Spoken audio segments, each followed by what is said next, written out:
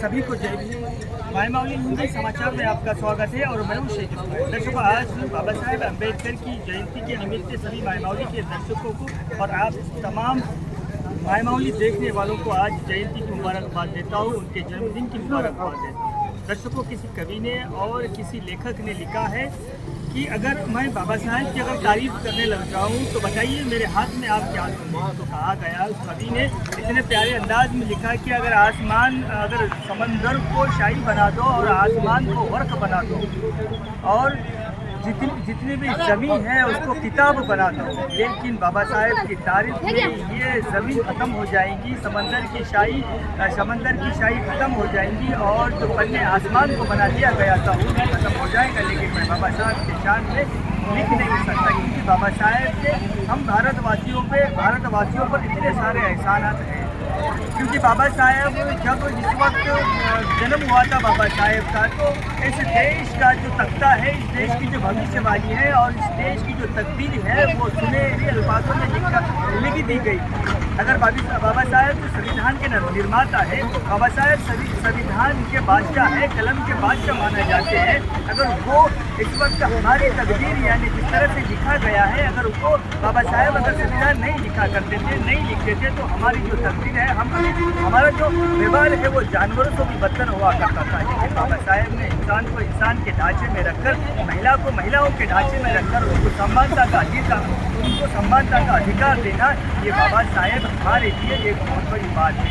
अगर हम किसी से कहा जाए कि बाबा साहेब क्या है तो उनके लिए अल्फाज भी नहीं मिलते, क्योंकि बाबा साहेब हमारी जीवन रचना को लिखने वाले, बाबा साहेब हमारी ज़िंदगी को बनाने वाले, हमको सुशिक्षित कर संघर्ष करने के लिए और लड़ाई लड़ने के लिए तैयार करने वाला जो एक बादशाह कहा जाता है वो बादशाह है। अगर अभी इस वक्त हम सब देखते हैं कि सब बड़े बड़े ओहदे पर, बड़े बड़े कुर्सियों पर तैनात है, लेकिन वो तैनात किस वजह से है? वो बाबा साहेब की वजह से है, क्योंकि बाबा साहेब ने जो लिखा है उसी के आधार पर वो बड़े बड़े ओहदे पर बैठे हुए हैं। अभी एक कवि ने खास लिखा, इसमें कहा गया है कि कुर्सी पर कोई भी बैठो, चलेगा तो सिर्फ बाबा साहेब का। बाबा साहेब ने जिंदगी को समाज में और एक खास बात इसमें ये बताई जा रही है कि आज सुबह हमने जांच और पड़ताल की कि बाबा साहेब की जयंती बाबा साहेब की जयंती 103 देशों में मनाई जा रही है।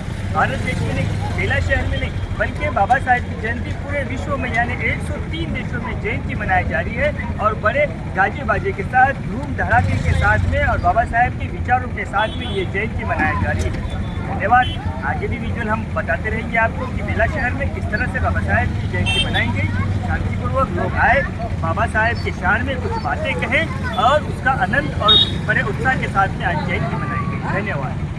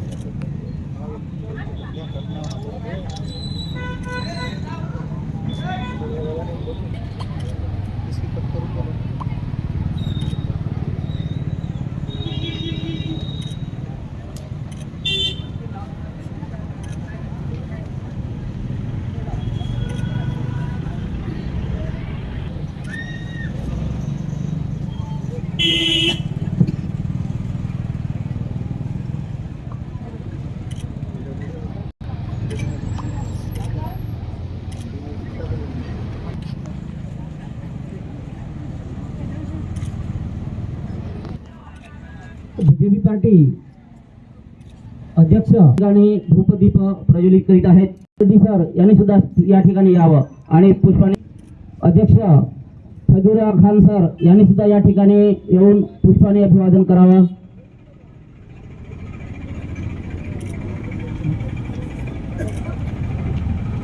बेला माजी सरपंच देवना सर यांनी सुद्धा या ठिकाणी येऊन पुष्पाने अभिवादन करावं। सामाजिक कार्यकर्ते जनार्दन सर यांनी सुद्धा या ठिकाणी पुष्पाने अभिवादन करावं।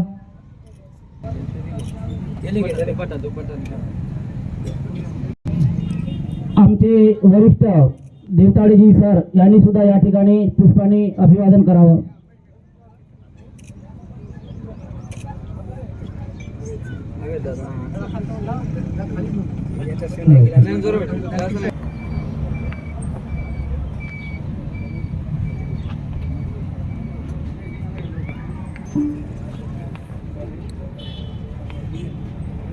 आंबेडकर जयंती महोत्सव कमिटी अध्यक्ष धम्मपालजी कांबळे,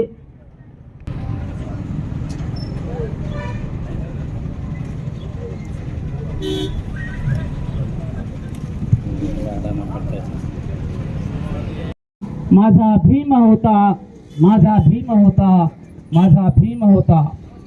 प्रकांड पंडित भारतीय राज्यघटनेचे शिल्पकार परमपूज्य बोधिसत्व विश्वरत्न डॉक्टर बाबासाहेबजी आंबेडकर या महामानवाच्या प्रतिमेला विनम्र अभिवादन करतो. त्याचप्रमाणे ज्यांच्या जयंतीला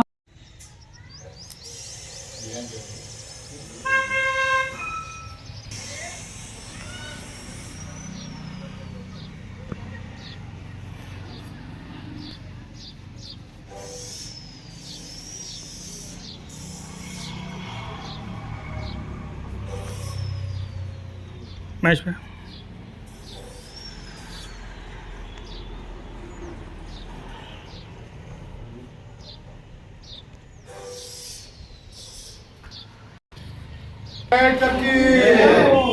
बाबासाहेब आंबेडकर की जय. बाबासाहेब आंबेडकर की जय.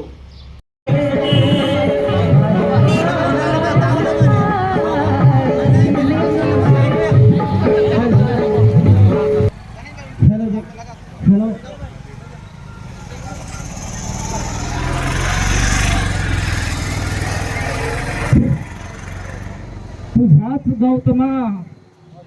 गौतमा प्रकाश पडे अंतरी, तुझेच धम्मचक्र हे फिरे जगावरी, फिरे जगावरी, फिरे जगावरी. अखिल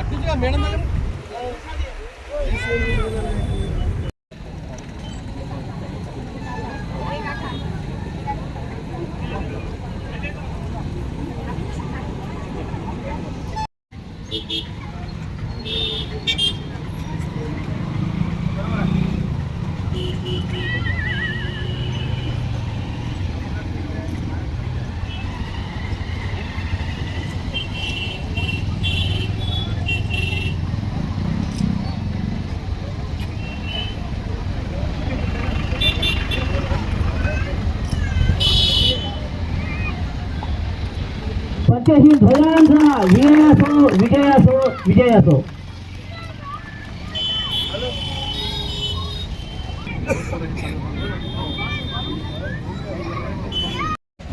बाबासाहेब आंबेडकरांच्या पूर्णाकृती प्रतिमेला पुष्पाने अभिवादन करावं. त्याचप्रमाणे अंकुश यांनी सुद्धा पुष्पाने अभिवादन बाबासाहेब आंबेडकरांच्या प्रतिमेला यांनी सुद्धा या ठिकाणी पुष्पाने अभिवादन करतील.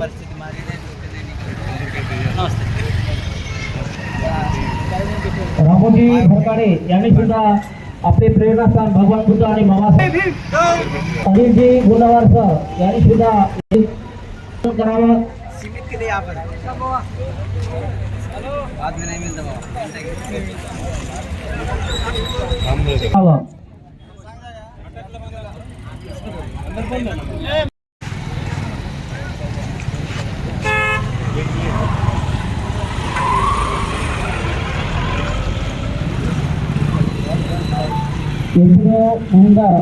त्यांना निवेदन आहे की त्यांनी त्याचप्रमाणे भगवान बुद्ध आणि बाबासाहेबांच्या प्रतिमेला पुष्पहाराने अभिवादन करतील.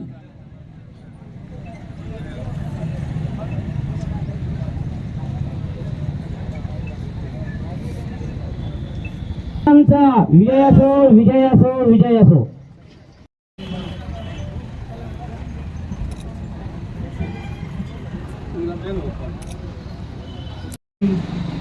సంఘం నమామి. నమో తస్స భగవతో అర్హతో సమ్మా సంబుద్దస్స. నమో తస్స భగవతో అర్హతో సమ్మా సంబుద్దస్స. బుద్ధం గచ్ఛామి ధమ్మం శరణం గచ్ఛామి సంఘం శరణం గచ్ఛామి.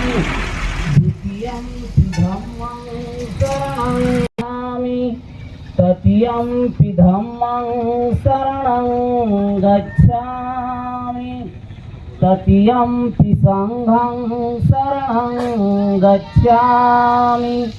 ప్రాణాతిపాతా వేరమణి శిక్షాపదం ఆదిన్నదానా వేరమణి శిక్షాపదం కామేషు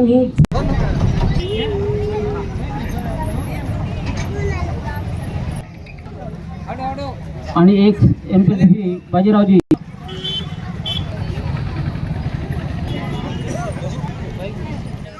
यांनी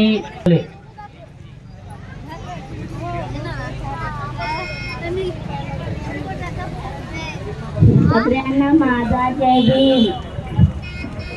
संपूर्ण विश्वाला शांतीचा संदेश देणारे महाकारुणिक तथागत भगवान गौतम बुद्ध భారతీయ ఘటనాటి ప్రజలకి అందరికీ నా నమస్కారాలు. యాక్చువల్గా అందరూ అంటే 1885 నుంచి 1947 వరకు మనకు స్వాతంత్ర పోరాటం జరిగింది. ఆ పోరాటంలో కొన్ని వేల మంది లీడర్స్ ఉన్నారు, కొన్ని కోట్ల మంది పార్టిసిపేట్ చేశారు మనకు తెలుసు. కాకపోతే అందరూ ఏమనుకుంటారంటే అంబేద్కర్ని స్వాతంత్ర పోరాటం చేసిన నాయకుడి కింద భ్రమపడతా ఉంటారు. కానీ ఆయన స్వాతంత్రం కోసం పోరాటం చేయలేదు. ఎందుకంటే స్వాతంత్రం కోసం పోరాటం చేసింది ఎవరు? గాంధీజీ, నెహ్రూ, సర్దార్ వల్లభాయ్ పటేల్. వీళ్ళందరూ ఏం చేసిరంటే మనం బ్రిటిష్ వాళ్ళ కింద బానిసలుగా బతుకుతున్నాం, ఈ బానిసత్వం పోవాలని చెప్పేసి వాళ్ళకి అగేనెస్ట్గా పోరాటం చేసిండు. కాకపోతే అంబేద్కర్ గారు ఏం చేసిరు? అట్లాంటి బానిసలుగా ఉన్న అంటే ఎన్ని కోట్ల అప్పుడు దగ్గర దగ్గర ఒక 30 కోట్ల మంది ప్రజలు ఉన్నారు. ఆ 30 కోట్ల మంది బానిసలుగా ఉంటే అందులో దగ్గర దగ్గర 15 కోట్ల మంది ఆ బానిసల దగ్గరనే బానిసలుగా ఉన్నారు. అంతే కదా? అంటే ఈవెన్ లేడీస్ని తీసుకున్నా కానీ సగం మంది ఆ 15 కోట్ల మంది ఆడవాళ్ళు కావచ్చు, వాళ్ళని 2వ తరగతి పౌరుల కింద చూసిరు. అందులో ఒక 30-40% ఉన్న ఎస్సీ ఎస్టీలు కావచ్చు, వాళ్ళని అంటరాని వాళ్ళ కింద చూసిరు. చూసింది ఎవరు? బ్రిటిష్ వాళ్ళు కాదు కదా. అంటరాని వాళ్ళ కింద చూసింది, ఆడవాళ్ళని తక్కువగా చూసింది బ్రిటిష్ వాళ్ళు కాదు. మన దగ్గర ఉన్న బ్రిటిష్ వాళ్ళ దగ్గర బానిసలుగా బతుకుతున్నామే వీళ్ళని అంటరాని వాళ్ళ కింద చూసిరు, వీళ్ళని 2వ తరగతి పౌరుల కింద చూసిరు. అట్లాంటి వాళ్ళ కోసం పోరాటం చేసిన నాయకుల గురించి మనం చెప్పుకోవాల్సి వస్తే ఖచ్చితంగా ఫస్ట్ పేరు అంబేద్కర్ గారి పేరే వస్తుంది. ఇంకా అది కాకుండా మనం చెప్పాలి అంటే ఇంకా చెప్పడానికి ఏముండదు. ఏంటంటే లేడీస్ కోసం సావిత్రిబాయి ఫులే చేసినారు, ఇట్లాంటివన్నీ చెప్పుకోనికి వస్తుంది. కానీ ఆ 2వ తరగతి పౌరుల కోసం ప్రయత్నం చేసింది మాత్రం అంబేద్కర్ గారే. అందుకే 1947 తర్వాత మనం రాజ్యాంగాన్ని రాసుకునేటప్పుడు అంతమంది లీడర్స్ ఉన్నారు, కొన్ని వేల మంది నాయకులు ఉన్నారు, స్వాతంత్ర సమర యోధులు కొన్ని వేల మంది ఉన్నారు, కొన్ని లక్షల మంది ఉన్నారు. మనకు తెలియకుండా కొన్ని కోట్ల మంది పార్టిసిపేట్ చేసి వాళ్ళందరూ స్వాతంత్రం కోసం పోరాటం చేసిన వాళ్ళే. కాకపోతే వాళ్ళందరికీ రాని ఆపర్చునిటీ, రాజ్యాంగం రాసే అవకాశం అంబేద్కర్ గారికి ఎందుకు వచ్చింది అంటే అందులోనే కిందున్న వాళ్ళని పైకి తేవడం ఎట్లా, వాళ్ళ కష్టాన్ని ముందుకు తీసుకుపోయింది. అది బ్రిటిష్ వాళ్ళ దగ్గర పెట్టిరా అన్నది ఎంత తిరిగొచ్చట. అట్లాంటి వాళ్ళు కూడా ఎదిగితేనే దేశం మొత్తం ఎదిగిద్ది అని చెప్పేసి అంబేద్కర్ గారు పోరాటం చేసి, అందుకే రాజ్యాంగం రాసే అవకాశం అంతమంది ప్రయత్నించినా దానికి లీడర్గా చేసే అవకాశం అంబేద్కర్ గారికే వచ్చింది. సో ఇంకొకటి ఏంటంటే అందరూ ఏమనుకుంటారంటే అంబేద్కర్ గారు ఎస్సీల గురించి, ఎస్టీల గురించి, కింది వాళ్ళ గురించి పోరాటం చేసి అది మనందరికీ తెలిసే. ఎందుకంటే దాని గురించి ఎక్కువ మంది మాట్లాడుతూ ఉంటారు, ఎక్కువ మంది మాట్లాడే వాళ్ళు జెంట్స్ ఉంటారు కాబట్టి అట్లా అనుకుంటారు. కానీ ఆయన ఎస్సీ ఎస్టీ వెనుకబడిన వర్గాల కంటే ఉమెన్ కోసం ఎక్కువ ఫైట్ చేశారు. 1956లోనే ఆడవారికి ఆస్తిలో హక్కు ఉండాలి, మగవారితో సమానంగా వాళ్ళకు కూడా హక్కు ఉండాలని చెప్పేసి పార్లమెంట్లో ఫైట్ చేశారు. 1956 నుండి ఆయన ఫైట్ చేసిరు. అప్పుడు ట్రై చేసి 2005లో వచ్చింది మనకి ప్రాపర్టీ రైట్, అంటే ఆస్తిలో హక్కు. మనం ఇప్పుడు అనుకుంటాం కదా ఆ ఇంట్లో సగం నాకే అని, అది 2005లో వచ్చింది. కానీ 1956లోనే ఆ ఆస్తిలో హక్కు ఆడవాళ్ళకు కూడా ఉండాలి అని చెప్పేసి ఫైట్ చేసి అంబేద్కర్ గారు. అదొక్కటేనా? మనం అదొకటే అనుకుంటాం, ఇంకా అదొకటే కాదు. హస్బెండ్ నచ్చకపోతే విడాకులు తీసుకునే హక్కు లేదు అంతకుముందు. అబ్బాయికి నచ్చకపోతే వదిలిపెడతాడు, అమ్మాయికి నచ్చకపోతే మరి అట్లాంటి చట్టాలన్నీ ఎవరు తీసుకొచ్చింది? 1956లోనే ఆయన తీసుకొచ్చిండు. మరి అదొకటేనా? ఆడవాళ్ళకి దత్తత తీసుకునే హక్కును తీసుకొచ్చిండు, అదొకటేనా? లేదు. ఒకవేళ భర్త నుంచి విడిపోయి బతికితే వాళ్ళకి మెయింటెనెన్స్ కావాలి, వాళ్ళు ఎట్లా బతుకుతారు? ఎందుకంటే వాళ్ళు డిపెండ్ అయి ఉన్నారు ఆల్రెడీ భర్త మీద. సో అట్లాంటి వాళ్ళకి మెయింటెనెన్స్ తీసుకురావడానికి అట్లా ఆయన ఉమెన్ కోసం చాలా ఫైట్ చేసిండు. అవి ఏంటంటే ఎక్కువ మంది మాట్లాడరు, అది అంటే మనం చదువుకున్నా కానీ బుక్స్లో కూడా మనకి ఎక్కువ ఎక్కడ కనిపించదు. అన్ని దళిత నాయకుడి కింద చూస్తారు కానీ ఉమెన్ కోసమే ఆయన ఎక్కువ ఫైట్ చేసిండు. దానికి ఉమెన్ కోసం ఫైట్ చేసినప్పుడే ఆయన మంత్రి పదవిని వదిలేసిండు, ఆయన అన్ని పోరాటాలు చేసిండు. సో ఖచ్చితంగా మనందరం రుణపడి ఉన్నాం, ఎందుకంటే ఆయన పోరాటం వల్లనే ఇప్పుడు మనం ఈక్వాలిటీ, ఎస్సీ ఎస్టీలకు ఈక్వాలిటీ రైట్స్ వల్ల వచ్చిందేమో కానీ ఈవెన్ ఉమెన్ ఈక్వాలిటీ కూడా వచ్చింది అంటే ఆయన చేసిన కృషి. సో ఖచ్చితంగా ఆయనను మనం గుర్తు చేసుకోవాల్సిన అవసరం ఉంది. And thank you so much ఇంత మంచి కార్యక్రమంలో పార్టిసిపేట్ అయినందుకు. Thank you.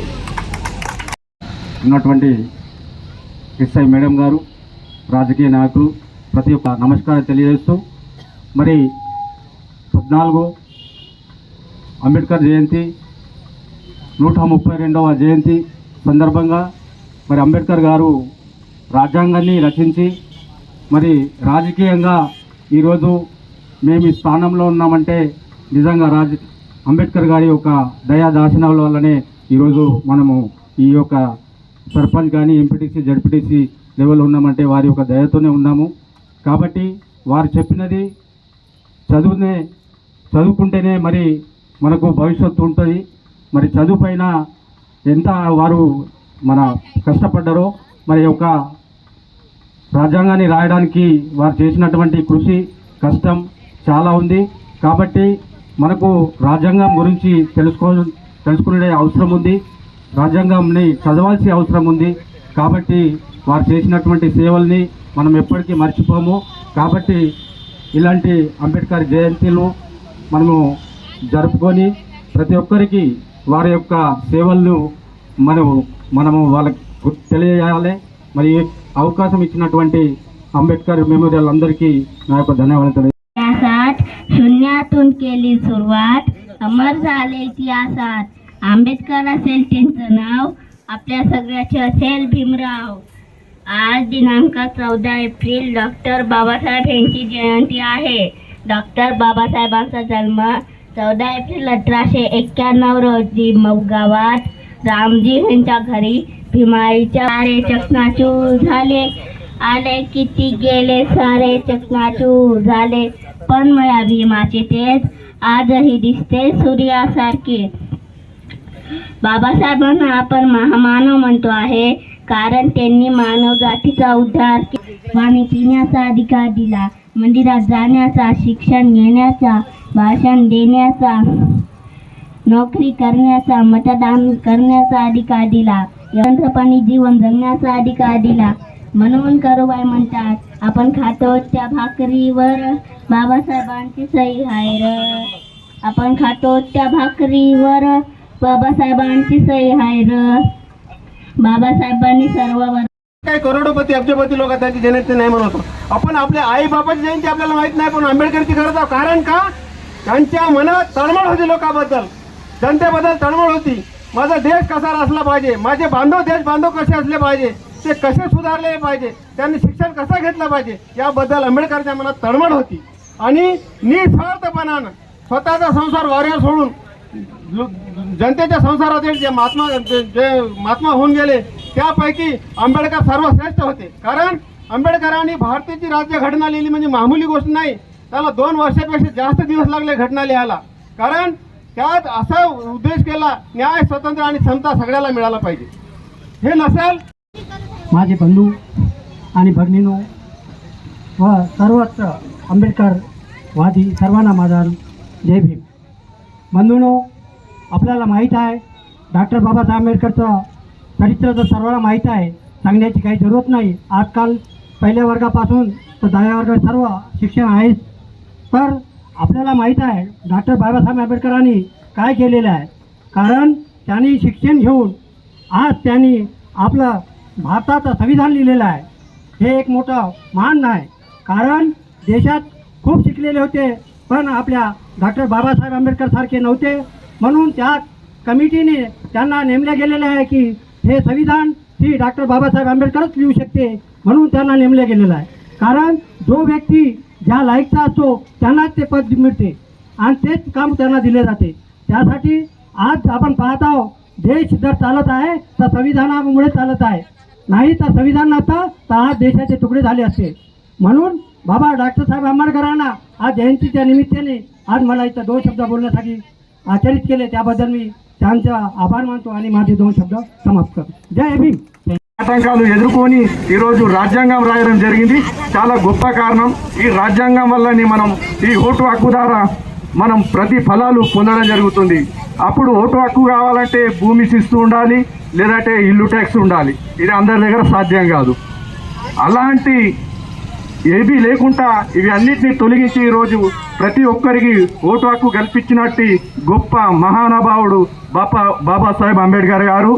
కావున అంబేద్కర్ గారిని ఆదర్శంగా తీసుకొని ప్రతి ఒక్కరు ముందుకు పోవాలని, అంబేద్కర్ జయంతిన ప్రతి ఒక్కరికి పేరు పేరున వారి యొక్క ఆదర్శంగా ముందుకు పోవాలని ప్రతి ఒక్కరికి అవకాశం కల్పించిన నాకు అంబేద్కర్ కమిటీ మెమోరియల్కి ధన్యవాదాలు. बाबा साहब के चाहने वालों को सभी को मेरा जय भीम. खुशी की बात है क्योंकि जो हमारे भारत के संविधान के शिल्पकार डॉक्टर बाबा साहेब अम्बेडकर जी का आज जयंती है.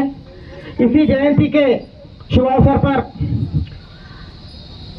आप लोगों को मैं यही कहना चाहता हूँ कि बाबा साहेब ने जो रास्ता दिखाया, क्योंकि हम जानते थे कि जो बाबा साहेब की जिंदगी किस तरह गुजरी, उन्होंने उनके ज़िंदगी में किस तरह उन्होंने जो उनके एजुकेशन लाइफ होने दो, चाहे उनके बचपन से उन्होंने जो अस्पृश्यता का, जो जात पात का उन्होंने जो सामना किया, वो मेरी समाज के लिए, समाज आगे बढ़ना बोल के उन्होंने जो संकल्पना लेकर एक उन्होंने पढ़ाई करके पूरी जिंदगी अपने समाज के, अपने देश के लिए अर्पण करने वाले महान व्यक्ति बाबा साहेब अम्बेडकर जी थे. और बाबा साहब हमेशा यही कहते थे संघर्ष का पढ़ो, संघर्ष करो और संगठित रहो. क्योंकि पढ़ने में से अगर आप लोग अपने बच्चों को पढ़ाएंगे, अगर पढ़ेंगे तो आगे बढ़ेंगे, ये नारा उन्होंने दिया था. और फिर एक बार मैं सभी आप जितने भी मुझे यहाँ बेला के जो अम्बेडकर मेमोरियल एसोसिएशन का मैं तहे दिल से शुक्रिया अदा करता हूँ. उन्होंने मुझे बुलाने के यहाँ बोलने का मौका दिया और बहुत से लोग बात करने वाले हैं. मैं मेरी बात को यहीं समाप्त करता हूँ. जय भीम, जय अम्बेडकर. ఇవి కేవలం పదాలు కాదు. వీటి కోసం ఒక వ్యక్తి తన జీవితాన్ని ధారపోసిండు. ఆ వ్యక్తి ఎవరో మీ అందరికీ తెలుసు.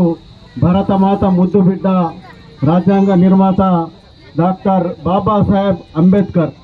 ఆ మహనీయుని జయంతి సందర్భంగా ఈరోజు వేదికను అలంకరించిన ఎస్ఎం మేడం గారు, ఎంపీడీఓ గారు మరియు వివిధ పార్టీల రాజకీయ ప్రతినిధులు మరియు అంబేద్కర్ గారి అభిమానులు మరియు వివిధ గ్రామాల నుంచి వచ్చిన నాయకులకు, కార్యకర్తలందరికీ మా బీఆర్ఎస్ పార్టీ తరఫున ప్రతి ఒక్కరికి డాక్టర్ బాబాసాహెబ్ అంబేద్కర్ గారి జయంతి సందర్భంగా శుభాకాంక్షలు తెలుపుతూ, మనకు స్వాతంత్రం వచ్చిన తర్వాత మన దేశాన్ని మనం ఏ విధంగా పరిపాలించుకోవాలన్న దాని గురించి ఎవరికీ అవగాహన లేని సమయంలో drafting committee doctor Babasaheb Ambedkar అధ్యక్షతన రాజ్యాంగాన్ని రచించి అటువంటి రాజ్యాంగాన్ని అమలుపరిచి ఆ రాజ్యాంగం ద్వారా అంబేద్కర్ గారు రచించిన రాజ్యాంగం ద్వారా ఓటు హక్కు వినియోగించుకున్న ప్రజలు తమ ఓటు ద్వారా ఒక పార్టీకి ఓటు వేసి డాక్టర్ అంబేద్కర్ గారిని ఓడించడం మన దౌర్భాగ్యం.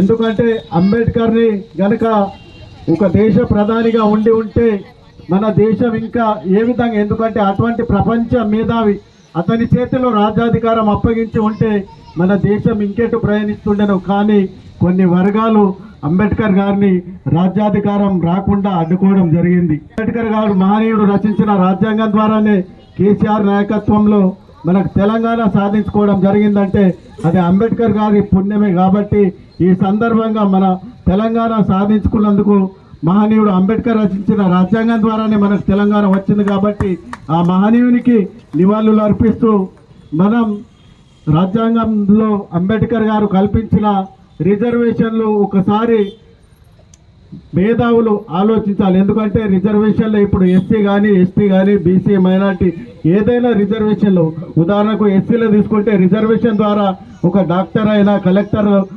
రిజర్వేషన్లో ఉద్యోగం పొందిన తర్వాత ఆ వ్యక్తి ఆ కుటుంబానికి మరొకసారి రిజర్వేషన్ బడుగు బలహీన వర్గాలకు ఆ రిజర్వేషన్ ఫలాలు అందే అవకాశం ఉంటుంది. కాబట్టి మేధావి వర్గం, ఎందుకంటే అంబేద్కర్ వర్గంలో అందరూ మేధావులే, ఎందుకంటే వారికి ఉన్నంత జ్ఞానం పుస్తక రచన ఎవరికి లేదు. కాబట్టి వాళ్ళందరూ ఒకసారి ఆలోచన చేసి, ఎందుకంటే రిజర్వేషన్ అనేది ఒక కుటుంబానికి ఒకసారి వస్తే బాగుంటుంది. ఎందుకంటే ఒక డాక్టర్ అయినోడు మళ్ళా వాళ్ళ ఒకటి ఏప్రిల్ 14న మహారాష్ట్రలో జన్మించాడు.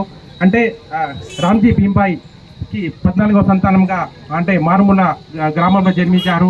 మహర్ కుటుంబంలో జన్మించిన బాబాసాహెబ్ గొప్ప మేధావిగా, గొప్ప జర్నలిస్ట్గా, గొప్ప పోయేట్గా, గొప్ప సంపాదకుగా, ఇట్లా ఎన్నో ఆయన గురించి చెప్తుంటే ఏం తక్కువ ఉంది. ఆయన అంటరానితనంగా పుట్టి కూడా ఆయన గొప్ప వ్యక్తిగా ఈరోజు వెలుగొందారు. ఆయన పేర్కొన్న కానీ ప్రపంచంలో ఆయన మేధావిగానే పరిగణించడం అనేది జరుగుతుంది. ఎందుకంటే భారతదేశంలో ఆయన చాలా వర్గాలకు చాలా సేవలు చేశారు. సమాజంలో ఎక్కడే సమస్యలు ఎదురైనా తాను దాని పరిష్కారం చూపేవాడు. మన భారతదేశానికి గొప్ప రాజ్యాంగాన్ని రచించి పెట్టినటువంటి మేధావి. అదేవిధంగా అంబేద్కర్ తాను చిన్నప్పుడు ఎన్నో కష్టాలను ఎదుర్కొన్నారు, ఎన్నో వివక్షతలను, ఎన్నో అవమానాలను ఎదుర్కొని ఒక మెట్టుపై ఎక్కుతూ ఎన్నో జీవితాల్లో మార్పులు తీసుకొచ్చారు. అంటే మన జీవితాల్లో కూడా కష్టాలు వచ్చినప్పుడు మనం ఏ చిన్న కష్టం వచ్చినా దాన్ని తప్పించుకుంటాం. బట్ అంబేద్కర్ గారు తాను ఎలాంటి సమస్యలు వచ్చినా దాన్ని అంటే పరిష్కరించి ముందుకు వెళ్ళేవాడు. అంతటి మేధావి ఆయనకు అంబేద్కర్కు చదువు అంటే చాలా ఇష్టము. ఆయన 1912లో అంటే బొంబాయి యూనివర్సిటీలో BA డిగ్రీ పూర్తి చేశారు. అంటే అంటరానితనంలో పుట్టి ఆయన గ్రాడ్యుయేట్ పూర్తి చేసినటువంటి మొట్టమొదటి వ్యక్తి డాక్టర్ బిఆర్ అంబేద్కర్. అంటే లండన్ యూనివర్సిటీలో ఆయన 8 సంవత్సరాల PhDని కేవలం 2 సంవత్సరాల 3 నెలల్లోనే పూర్తి చేశారు. అంటే ఆయన మనకు 1-2 భాషలు రావడమే కష్టం, అలాంటిది ఆయనకు 9 భాషలు అనర్గళంగా మాట్లాడగలుగుతారు. అన్ని భాషలు వచ్చినటువంటి మేధావి ఆయన. అంటే ప్రపంచంలో తెలివైన 6 మొదటి వ్యక్తి అయినా. అదేవిధంగా మనము 2 సబ్జెక్టులు నేర్చుకోవడమే కష్టము, అలాంటిది ఆయన 64 మాస్టర్ డిగ్రీలని పూర్తి చేసుకున్నాడు. అదేవిధంగా మన భారత ప్రభుత్వం కూడా ఆయనకు 1990లో భారతరత్న అవార్డుగా ప్రకటించి సత్కరించడం అనేది జరిగింది. అంటే ప్రపంచంలో అంబేద్కర్ విగ్రహాలు ఎన్నో ఉంటాయి. గొప్ప ప్రజాప్రతినిధిగా ఆయన గుర్తింపు పొందారు. అంటే వాడవాడల ఆయన అంబేద్కర్ విగ్రహాలని ప్రతిష్ఠించడం జరుగుతుంది. ఆయన బౌద్ధ మతాన్ని స్వీకరించినప్పుడు ఆయన ఆలోచన కాకుండా 5 లక్షల మంది ఆయన బౌద్ధ మతాన్ని స్వీకరించారు. అంతటి గొప్ప మేధావి. ఆయన ఆలోచన అనుగుణంగానే మన పవన్ కళ్యాణ్ కూడా ఆయన వకీల్ సాబ్ అనే సినిమాని తీయడం జరిగింది. ఒక ఇన్సిడెంట్ చెప్పడం, 1931లో రౌండ్ టేబుల్ సమావేశానికి ఆయన ఇంగ్లాండ్కి వెళ్తాడు. ఎవడైతే గాంధీజీ, మన జిన్నా ప్లస్ అంబేద్కర్ వెళ్తున్నారు, వీరికి ఇంగ్లాండ్ వెళ్ళినప్పుడు వాళ్ళకు 3 రకాలైనటువంటి గెస్ట్ హౌస్లను ఏర్పాటు చేయడం జరుగుతుంది. అయితే అప్పటి ఉన్నటువంటి జర్నలిస్టు ఒక్కొక్కరు ఇంటర్వ్యూ తీసుకునే క్రమంలో ఫస్ట్ గాంధీజీ దగ్గరికి వెళ్తారు. గాంధీజీ దగ్గర రాత్రి 5 సమయానికి ఆయన పడుకొని ఉంటారు. మరి సెకండ్ జిన్నా దగ్గరికి వెళ్తారు. జిన్నా దగ్గరికి వెళ్ళినప్పుడు కూడా ఆయన 9 గంటలకు అక్కడ పడుకునేసరికి జర్నలిస్ట్ వెళ్ళేస్తారు. మళ్ళీ అంబేద్కర్ దగ్గరికి వెళ్ళేసరికి రాత్రి 1 గంట అవుతుంది. అప్పుడు అంబేద్కర్ మంచిగా అంటే ఆ రూమ్లో ఒక దీపం పెట్టుకొని చదువుకొని ఉంటాడు. మంచిగా కీ పాయింట్స్ రాసుకుంటూ చదువుకొని ఉంటాడు. అప్పుడు జర్నలిస్టు అంటే ఆశ్చర్యపోతాడు. ఏంది అంటే అప్పుడు అడుగుతారు, ఏంది సార్ మీరు ఇట్లా ఇంత రాత్రి కష్టపడుతున్నా అంటే మా దేశంలో చాలా మందిలో చైతన్యం లేదు, చైతన్యం తీసుకోవరా అంటే నేను రాత్రంతా అంటే దినము రాత్రి నేను కష్టపడాల్సి వస్తుంది, చదువు ముఖ్యము, మా భారతీయులందరూ బాగా చదువుకోవాలనే ఉద్దేశం కొద్దీ నేను చదివితే కదా మా భారతీయులు కూడా మంచిగా చదువుతారు, అందుకే నేను రాత్రంతా కష్టపడి భారతదేశ అభివృద్ధికి నేను పాల్పంచుతానని చెప్తుంటాడు. ఆయన సొంతంగా 20,000 पुस्तकाలు त्या संविधानात जे आपल्याला मूलभूत अधिकार आहे, त्या अधिकारासाठी ते अधिकार आपण हस्तगत करण्यासाठी का पाहिजे म्हटलं तर शिक्षणाशिवाय ते आपल्याला अधिकार समजणार नाही बंधूंनो. मी एक उदाहरण सांगतो. ज्यावेळेस बाबासाहेब आंबेडकर शिक्षणासाठी बाहेर असताना त्यांचे बाबा आणि त्यांनी एका रूममध्ये ठेवून बाबासाहेबांना ते शिकवत होते. तर त्यावेळेच्या काळात बाबासाहेबांची आर्थिक परिस्थिती म्हणजे तेवढं सांगण्यालायक नव्हती. तर बाबांनी त्यांना 3 भाकरी करून थोडं बाबासाहेबांसाठी जे बनवून जे भाकरी करून ठेवत होते, बाबासाहेब खाऊन गेल्यानंतर पुन्हा 1-2 वेळा त्यांनी विचार केला, मी ते खातो पण बाबा का खात आहे?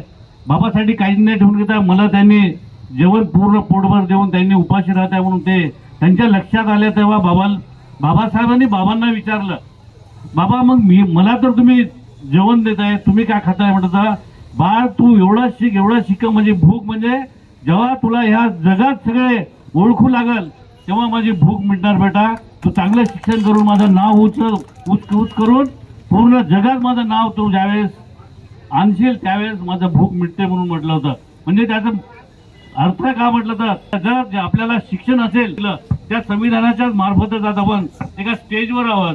त्यासाठी इथं बसलेल्या सगळ्यांनाच माझी विनंती आहे, आपल्या मुलाबाळांना चांगलं शिक्षण देऊन त्यांना समोरच्या आपल्या कुटुंबासाठी आणि आपल्या देशासाठी काही करावं ह्या स्टेजवर तुम्ही आणाल म्हणून तुमच्याशी विनंती करत माझे 2 शब्द समाप्त. गौतम बुद्ध तसेच स्वराज्य स्थापन करणारे छत्रपती शिवाजी महाराज, शाहू महाराज आणि आम्हा सगळ्याला शिक्षणाची रास्त दाखवणारे आमचे ज्योतिबा फुले, सावित्रीबाई फुले, रमाबाई, जिजामा त्या सगळ्यांना मी नमन करतो. आणि भारत देशाचे संविधानचे शिल्पकार बाबासाहेब आंबेडकर यांच्या जन्मदिनाने इथं आज डॉक्टर बाबासाहेब आंबेडकर जयंती महोत्सव कमिटी यांच्या वतीने इथं आम्ही जमलेले आहोत. तर या कार्यक्रमाला मुख्य अतिथीच्या रूपानं आलेले आमचे PSI तसेच BRS पार्टीचे अध्यक्ष आणि तसेच काँग्रेस पार्टीचे अध्यक्ष तसेच भाजपाचे अध्यक्ष आणि तसेच आमचे गावचे मोठे आणि वडील आणि बुद्ध आणि आंबेडकरचे अनुयायी आणि सामाजिक कार्यकर्ता सगळेच इथं जेवढे बी हजर आहे सगळ्यांना मी जय भीम करतो. खरंच आज आत्तापर्यंत बोललेले वक्ताने सांगितले बाबासाहेबची हिस्ट्री, बाबासाहेबनं काय केलं म्हणजे आपण काय केलं म्हणजे हिस्ट्री आपण इतिहास अगर आपण बोललं तर नवीन इतिहास आपण घडू शकत नाही. त्याच्यामुळे ही इतिहास सांगायची गरज आहे, बाबासाहेबबद्दल सांगायची गरज आहे. आणि त्याच्याबद्दलच आत्तापर्यंत सगळे वक्ताने सांगितले का बाबासाहेबनं काय केलं का नाही हे हर 14 एप्रिलला आपण सांगतच आहोत. तुम्ही असे वागा, शिक्षण घ्या, आपण असं वागू हा शब्द आला पाहिजे. आणि शिक्षण हा सगळ्यात महत्त्वाचंच आहे.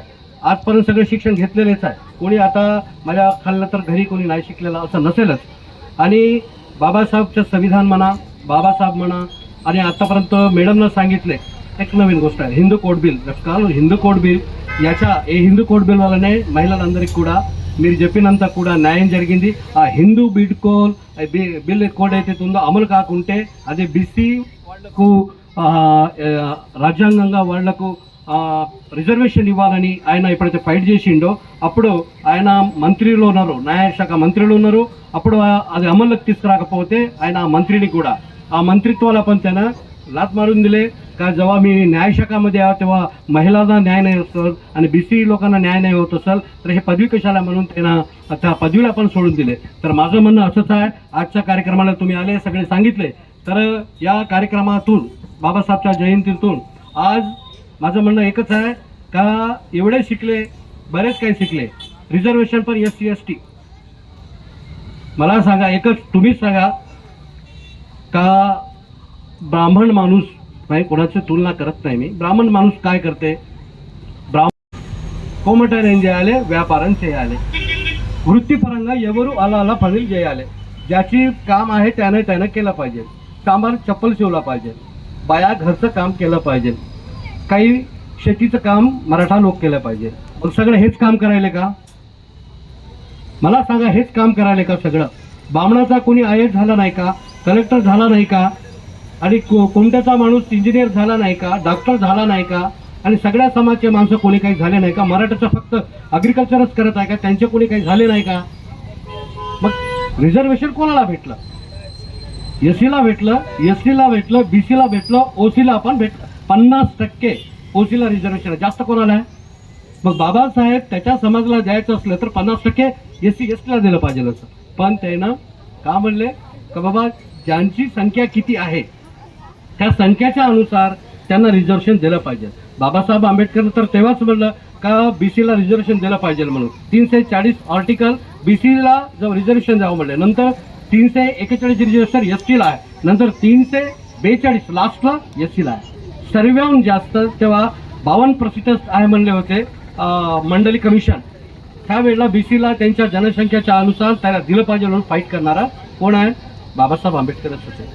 पण हे एक मनामध्ये ठेवून घ्या का रिझर्वेशन फक्त SC STच नाही, सगळ्या भारत देशामध्ये जेवढे बी आहे सगळ्याला न्याय केले. त्यानं स्वतःसाठी त्यानं तर काही बरेच काय गमावून घेतले. त्यांचे लेकरं गेले, त्यांची पत्नी गेली, त्यांचं सगळं काही गेलं. पण त्यानं येणारी पिढी माझे मुलं हेच आहे आणि हे समाजच माझे मुलं आहे. सगळा समाज भारत देशामध्ये सगळ्याला न्याय भेटला पाहिजे आणि त्याला गर्व भेटला पाहिजे आणि त्याला स्वाभिमान भेटला पाहिजे आणि त्यानं स्वाभिमान जगले पाहिजे. या उद्देशानं भारतीय संविधानाला आणले आणि भारतीय संविधानाला जाडतो म्हणणारा बाबासाहेब आंबेडकरच आहे. सगळ्याला माहीत आहे किंवा नाही. स्वतः बाबासाहेबलाच म्हणलं की बाबासाहेब मी या भारत देशाचं संविधान तर मी लिहिलोच पण मी जाणणार आहो म्हणे. काहून? त्याचं कारण आहे किंवा भारतीय संविधान किती चांगलं असेल पण चालणारे आमचे जो राजनीती लोक हे बरोबर नसेल त्या राजकारणाला काही व्हॅल्यू नाही आहे. राजकारण किती म्हणजे संविधान किती बी खराब असला तरी चालवणारे लोक अगर पालक जर चांगले असले तर त्या संविधानातून चांगलं परिपालन होते असे बाबासाहेब म्हणलेले होते. मग आता संविधान को बचाएंगे, संविधानाला वाचवा लागते. భారత రాజ్యాంగాన్ని కాపాడాల్సిన బాధ్యత ఉంది. మరి భారత రాజ్యాంగం ఉందా? పట్టపగలు ఢిల్లీలో భారత రాజ్యాంగాన్ని కాలబెడుతున్నారు. మనం ఇప్పుడు కాపాడదామంటున్నాం. వాస్తవంగా కాపాడగలుగుతున్నామా? प्राइवेटीकरण रिजर्वेशन इస్తున్నారు वास्तव में. रिजर्वेशन देत आहे पण नोकऱ्या कुठं आहे? रिजर्वेशन देत आहे, नोकऱ्या नाही. शिकताय लोक, सरकारी जवान पर हजारो पर या बेल्यामध्ये खाली आहे. त्यांच्यासाठी आपण लढू. आपण समाज जाऊ. शिकून काय करणार करून खाली आहे. दुसऱ्या लतला लागून जात आहे. खाली राहून जवान पोरं मरून जात आहे. मग काय केलं पाहिजे? भारत संविधान तर आहे पण आपण त्याला वोट देता ना. आपल्याला सगळ्यांना वोट आहे ना. त्या वोट घेण्यावाले त्या असेंब्लीमध्ये किंवा पार्लमेंटमध्ये बसल्याच्या नंतर या मुलांच्या जीवनाबद्दल कोणतरी बोलणार आहे का? मग नाही बोलत असत तर आपण तरी त्यांना बोललं पाहिजे. बाबासाहेब येणारे नाही आहे. बाबासाहेब पुतळ्यातला फोटोच नाही आणि बाबासाहेब शिका, संघर्ष करा, संघटित व्हा, संघर्ष करावा. आपला संघर्ष नाही आहे. सगळ्याचा गजर होता. केवळ बाबासाहेबला आपण येऊन 14 एप्रिल बनवण्यात काही नाही. फक्त एकत्र होऊन विचार मांडून इथून काहीतरी गेलं पाहिजे. सगळ्याच्या मनामध्ये बाबासाहेबचा विचार पेरला पाहिजे आणि बाबासाहेबचा विचार म्हणजे आता बाबासाहेब झाले बुद्धाचे, छत्रपती शिवाजी महाराज मराठ्याचे, ज्योतिबा फुले माडीचे. आता हे सांगा, बाबासाहेबनं ज्योतिबा फुलेला त्यांचा गुरु मानला आणि शिवाजी महाराजच्या अनुसरण घेऊन त्यांचं चालचलन घेऊन त्यांचा विचार घेऊन समोर चालले. आणि महत्त्वाची गोष्ट एक आहे का बाबासाहेबचं आंबेडकर जेव्हा जिवंत होते 1950 माधव भाईजी माधव म्हणायचे यायनं बाबासाहेबचा आंबेडकरचा पुतळा उभारले आणि गंगाराम कांबळे यांना छत्रपती शाहू महाराज कोण होते? मराठ्याचे होते. त्यांचा पुतळा उभारले. मग हे सांगले पाहिजे आपण येणाऱ्या पिढीला का बाबासाहेबचा विचार आपल्या घरामध्ये गेला पाहिजे. तुम्ही शिका, समोरचं शिकून आहे, सगळे शिकून आहे. तुम्ही सांगितलेलं वाईट नाही. पण माझं म्हणणं एक आहे का समोर बाबासाहेबची जयंती म्हणजे आमची जयंती हा उद्देश सगळ्याला जेव्हा येईल तेव्हा बाबासाहेबचा विचार सगळ्या घरात जाईल, तेव्हाच खरी जयंती होईल. तोपर्यंत आमचा प्रयत्न आहे का सगळ्यामध्ये रुजला पाहिजे बाबासाहेबचा विचार. आमचा प्रयत्न आहे. फक्त आम्ही सामोरा म्हणू नये. बाबासाहेब जेव्हा पुतळा झाला समजून घेते सगळ्याचाच आहे. पण फक्त बाबासाहेबची जयंतीच म्हणून नाही तर त्यांचा विचार घेऊन समोरच्या येण्यावाल्या पिढीला काही ना काहीतरी आपण सगळेजण मिळून त्यांच्या विचाराला आपण समोर घेऊन जाऊन आपण काहीतरी संघर्ष केला पाहिजे असे माझे म्हणणं आहे. आणि आपण समोर जेव्हा कधी बी राहू द्या, कोणतंही इलेक्शन येऊ द्या, कोणी उभा राहू द्या, जिथावेळे कोण कसा आहे आणि आपल्या मुलांना कोण काय करणार आहे हे महत्त्वाचे 2-4 गोष्टी तुम्ही मनात ठेवून कशा माणसाला समोर ठेवलं, समोरच्यासाठी असेंब्लीमध्ये असू द्या किंवा पार्लमेंटमध्ये असू द्या, तर ते गेल्याच्या नंतर आपल्या मुलाबाळासोबत आपल्या मुलाबाळाच्या भविष्याच्या बद्दल त्यांनी तिचं बोलल, तेव्हाच आपल्याला काही ना काहीतरी मुलांना येईल. नाहीतर आता तर सगळंच प्रायव्हेट झालेलं आहे, नोकऱ्या तर काही भेटायला नाही. पण ठीक आहे, सगळेजण आजच्या या कार्यक्रमामध्ये आमचं आमंत्रण मानून आमचं म्हणजे आमचे आंबेडकर असोसिएशनचे आणि जयंती महोत्सवचे कमिटीचे अध्यक्ष धम्मापाल कांबळे आणि तसेच अजय कांबळे, सुमित कांबळे, प्रशांत शेंद्रे आणि विशाल खैरे, रोहित जीवने, अंकुश कांबळे, अनिकेत कांबळे, विनोद कांबळे, राष्ट्रपाल पाटील, पंकज मुनेश्वर आणि त्यांच्यासोबत गजानन आमचे आणि दीपक कांबळे आणि बाकीचे जेवढे बी आमचे धम्म बांधव असेल सगळेजण 8-9 दिवसापासून मुलं సగळेజన అందరూ కూడా కలిసి ఈ జయంతి మహోత్సవం కోసం బాగా కష్టపడ్డారు పిల్లలు. ఈసారి పిల్లలందరూ కూడా ఎందుకంటే యువకులే ముందుకు వస్తే రాబోయే తరానికి అంబేద్కర్ జయంతి శుభాకాంక్షలు. ఈరోజు 135వ అంబేద్కర్ జయంతి సందర్భంగా వేలమండలం అంబేద్కర్ గారి కార్యక్రమం ఏర్పాటు చేసి ఇక్కడ పార్టిసిపేట్ చేయడం జరిగింది. ఈ సందర్భంగా వారిని స్మరించుకోవాల్సిన అవసరం ఉంది మనకి. ఎందుకంటే ఆయన రాసిన రాజ్యాంగం అనేది మనకు ఎన్నికలు జరుగుతున్నాయి. ఆయన రాసిన రాజ్యాంగం వల్లనే రిజర్వేషన్స్ వచ్చినాయి, ఆడవాళ్ళకి హక్కులు వచ్చినాయి, అన్ని రకాలు ఏది చూసుకున్నా అంటే మనము జనరల్గా చెప్పుకుంటే రాజ్యాంగం అనేదాన్ని ప్రాథమిక చట్టం కింద తీసుకుంటాం. దాన్ని బేస్ చేసుకొని కొత్త చట్టాలు వచ్చినా, కొత్త పథకాలు వచ్చినా, పాలసీస్ వచ్చినా అన్ని రాజ్యాంగానికి లోబడే ఉంటాయి. కాబట్టి అట్లాంటి రాజ్యాంగాన్ని రచించిన అంబేద్కర్ గారిని ఖచ్చితంగా స్మరించుకోవాల్సిన అవసరం ఉంది. Thank you so much. జిల్లా గ్రామ పంచాయత్ పరిధిలో అంబేద్కర్ గారి జయంతి సందర్భంగా ఈరోజు చలివేంద్రం స్వతహాగా నా తరపు నుంచి ప్రారంభం చేయడం జరిగింది.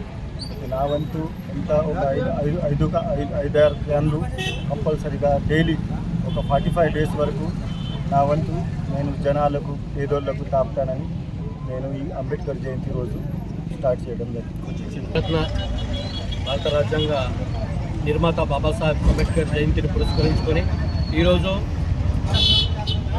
జునోని సర్పంచ్ విద్యార్థి వివేక్ మరి బేలా అంబేద్కర్ చౌక్లో వివిధ గ్రామాల నుంచి వేలాది మంది ప్రయాణికులు కానీ లేదా వ్యాపార పరంగా వివిధ గ్రామాల నుంచి వచ్చేవారు కానీ ఇక్కడ దాహర్తి తీర్చడానికి చల్లటి నీళ్ళు అనేటువంటిది వాళ్ళ కోసం మరి అందించాలనేటువంటి సంకల్పంతో ఈరోజు మరి మంచి రోజు. ఎందుకంటే బాబాసాహెబ్ జయంతి అంటేనే జ్ఞానవంతుల జయంతి అని చెప్పొచ్చు. కాబట్టి తను దాహర్తి తీర్చడానికి అటు మంచినీళ్ళు అంటే అమృతంతో సమానం. ఈ వేసవిలో నిజంగానే మరి ఎక్కడెక్కడి నుంచో వచ్చి పాపం నీళ్లు దొరకక చాలామంది మృతి చెందినటువంటి సందర్భాలు కూడా ఉన్నాయి. కాబట్టి ఆయన ముందుకొచ్చి చల్లటి నీళ్లు అందించాలనే సంకల్పంతో ఈరోజు చలివేంద్రం అనేటువంటిది ఇక్కడ ఏర్పాటు చేయడం జరిగింది. దీనికి మా సబ్ ఇన్స్పెక్టర్ గారు మరి దీన్ని ప్రారంభించడం జరిగింది. కాబట్టి ఆయనకు నేను నిజంగానే అభినందిస్తున్నాను. ఇటువంటి మనం ఉపన్యాసంలో చెప్పడం కాకుండా నా వంతు ఎంతైతే ఉడతభక్తిగా ప్రజాసేవ, సామాజిక సేవ చేయాలనేటువంటి సంకల్పంతో ముందుకు రావడం, అతను మనం అందరికి కూడా మిగతా వాళ్ళు కూడా ఆదర్శంగా చూసుకొని వివిధ క్షేత్రాల్లో కూడా ఇటువంటి కార్యక్రమాలు తీసుకొని ప్రజాసేవలో పాల్గొనాలని అందరికీ కూడా నేను ఈ సందర్భంగా ఆకాంక్షిస్తూ మరొకసారి అందరికీ కూడా బాబాసాహెబ్ జయంతి సందర్భంగా శుభాకాంక్షలు. జై భీమ్. भारत संविधान के शिल्पकार विश्व रत्न डॉक्टर बाबा साहेब अम्बेडकर की 134वीं जयंती के शुभ अवसर पर बेला मंडल कांग्रेस पार्टी की ओर से उनके को फूलमाला चढ़ाकर श्रद्धांजलि अर्पित की गई। बाबा साहेब अम्बेडकर एक ऐसी शक्ति थी जो लोगों को जिंदगी जीने का एक तरीका सिखाया। आज देश के अंदर जो केंद्र में बीजेपी सरकार जो बाबा साहेब के जरिए लाया हुआ संविधान को मिटाने की एक षड्यंत्र रची जा रही है। आज बाबा साहेब ने जो संविधान में जो हर वर्ग के लोगों को जो मौलिक अधिकार दिया है उस अधिकारों को हनन करने की एक षड्यंत्र रची जा रही है। इसी के तहत हमारे कांग्रेस पार्टी की ओर से भारत के संविधान को बचाने की, बाबा साहेब अम्बेडकर के जो विचार को आगे बढ़ाने के लिए, महात्मा गांधी के विचारों को आगे बढ़ाने के लिए जय बापू, जय भीम, जय संविधान का कार्यक्रम हम हर गांव-गांव में पदयात्रा द्वारा कर रहे हैं। इसका उद्देश्य यही है कि जो संविधान ने, तो बाबा साहेब ने जो संविधान दिया, उस संविधान के तहत आज देश को चलाने के बजाय जो मनुवाद से देश को चलाने की कोशिश की जा रही है।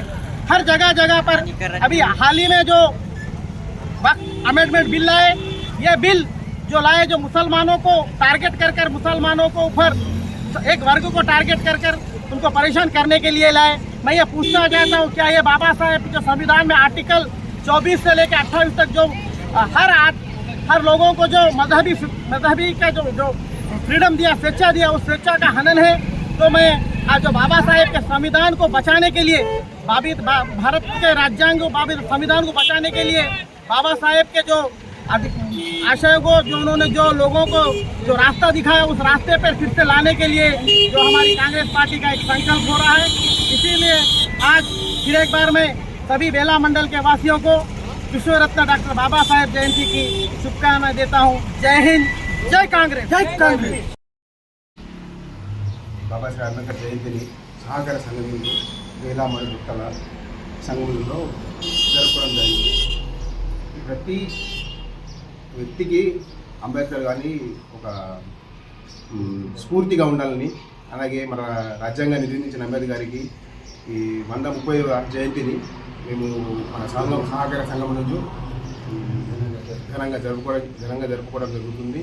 కావున అలాగే ప్రతి పౌరుడు కానివ్వండి, మన సహకార సంఘమే కాకుండా ప్రతి పౌరుని బాధ్యతగా అంబేద్కర్ జయంతిని ప్రతి సంవత్సరము చాలా ఆనందంగా जरुपुकोवाలని तमरतो मनवी చేసుకుంటూ ఈ రెండు శబ్దాలను ముగిస్తున్నాను.